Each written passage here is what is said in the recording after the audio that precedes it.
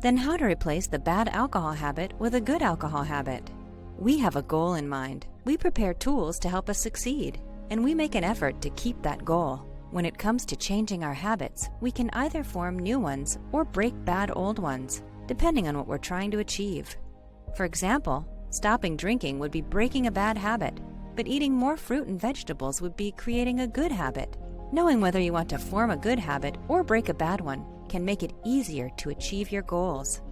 Set a goal and follow these steps to break habits and form new positive ones for the long term. Take small steps to set your goal. Stay away from temptations. Replace your old habits with new ones. Love and trust yourself. When it comes to breaking the habit of drinking, an easy way to achieve it would be not keeping alcohol in the house. Sometimes it's easier to find a good habit to replace a bad one, a habit that satisfies the same satisfaction and gives you the same reward, but in a healthier way. You can slowly switch your preferred drink for a healthier alternative. So instead of reaching for a beer, you could have an alcohol-free beer or mocktail instead. Keeping track of your drink-free days is a great way to stay motivated while you change your habits. So once you've decided it's time to make or break a habit, let us know what you're getting on.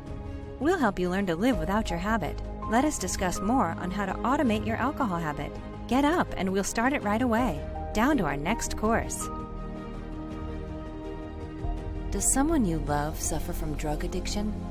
Don't wait until it's too late. Call our 24/7 helpline at 1-800-570-2259. A caring addiction specialist is awaiting your call.